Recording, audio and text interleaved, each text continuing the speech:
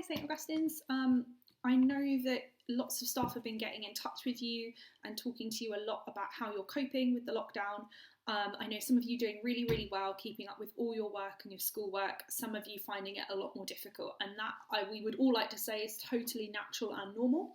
I just thought I would have a go at putting together some suggestions for how to get into a good study routine during lockdown, because it's something that I definitely had to work on, and the staff definitely had to work on, and everybody is having to work on constantly, okay? And it's not something easy, but I just put together some top tips and some ideas to help you maybe start to get into a routine for yourself. So I thought I'd start with sharing a little bit about my routine for the day. So I found initially in lockdown that I was really struggling. I was struggling to work for very long, to stay motivated. I felt like I was sending emails and I wasn't really getting much back, and it just kind of sort of built up and made me feel a bit down and like I'd had enough. And having spoken to you, I think quite a lot of people are feeling quite similarly. Homes are busy, as you can see. My housemates are coming in and out while I'm filming this video. And it can be quite difficult to get yourself into a routine. So I do this almost every day, but what I do is make a little note of it on notes on my phone every night. I sit with my phone and I just go, right, what things do I want to get through tomorrow? And it might be adjusted every day, but this is pretty much what I do. So don't tell Mr. Moriarty I'm not getting up to start work at 8:30. Not a morning person, it doesn't work for me. I'm happier to work for longer in the evenings, and I don't really like mornings that much, but I imagine a 9 a.m. start might be still quite early for all of you, especially those of you that are celebrating or doing Ramadan at the moment.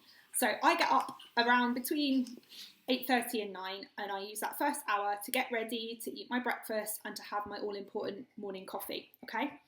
Then at night, from 10 until about 12:30, I do some work. I answer the emails, I show my homework, see who's done the quizzes, see any students that have submitted work. I check in with the history department and the history team, as you know I'm a history teacher. Then around 12:30 to 1:30, I take a whole hour for lunch, okay? So I might go and sit outside if possible. I definitely have a chat with the people in my house, switch off. And I'd like to say I don't work solidly from between 10 to 12:30. I definitely stop and have a coffee, have a chat. So it's not constant, okay? Then after lunch, I usually move into a bit of lesson planning for a couple of hours, thinking about all my lessons for the week, and I usually make sure that that's what I get done during that time. Then I exercise and have my shower between about 3:30 and 4:30 most days. Exercise, I've found, isn't something that I always want to do, but it's something that makes me feel so much better. It makes me feel like I've achieved something in my day, and it kind of just makes me... I do HIIT at home. I'm a massive fan of Joe Wicks. Anyone that's been in my class might know that. But any kind of exercise that you can do, it might be going for a walk or a bike ride if you can, but something like that planned into your day is such a good idea. Then I always go on a daily walk with my housemates pretty much every single day in lockdown, and that's really nice to get outside. And I realise that isn't always possible. You might live in a particularly busy area where you don't feel like you can do that, but if you can, it is a really great idea. Then usually I have dinner between about 6 and 7, and then definitely allow myself to chill out in the evening. Now again, this isn't what happens every single day, but it happens most days. And it's and I do that Monday to Friday, and then I allow myself much more freedom at the weekends. So when you're thinking about your own study routine, some questions to ask yourself. So, first one, what time do you get up? Be realistic. We know, and it's okay, that some of you are getting up at about 2 p.m. because of Ramadan. But be realistic with that. I start my day at 2 p.m. That's when I get up. That's when I, whatever it is, say hello to my family, go down to the kitchen. And that might be when you're starting your work. And it might be that you're staying up a bit later. That's okay. Find something that works for you. Work out when is it that you're eating, particularly on Ramadan. This might be really difficult. I know some people are getting up and breaking their fast late into the evening, and then getting up at 3 a.m. before the sun rises in order to have their food. So be honest about that and make sure that you plan that into your kind of routine. Now, the big tip is aim for 3 subjects per day and think about which maybe you should prioritise. Are there some that you have been able to stay on top of? Have you been really good on my maths? And so maybe you need to go back to some of your option subjects like history, geography, PE, business, and where you need to catch up. And a big tip from me is, are you making time to exercise?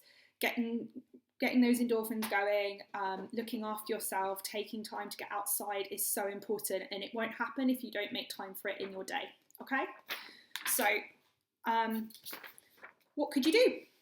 So this was my little model of a student routine, and actually this is particularly for a student who might be struggling to cope or to manage with Ramadan at this time and staying on top of their home learning, because we do understand that it is really difficult, and not seeing us every day, not coming into school can mean you feel really out of routine, which is why it's quite important to try and get into some sort of routine.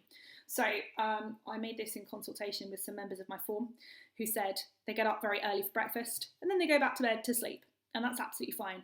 Then they might get up and get dressed, and you might allow yourself half an hour to do that, and then have a go at your 2 subjects. It's usually better to do maybe some full-on, if you're able to, your more kind of written subjects in the morning, ones where you really have to focus and think.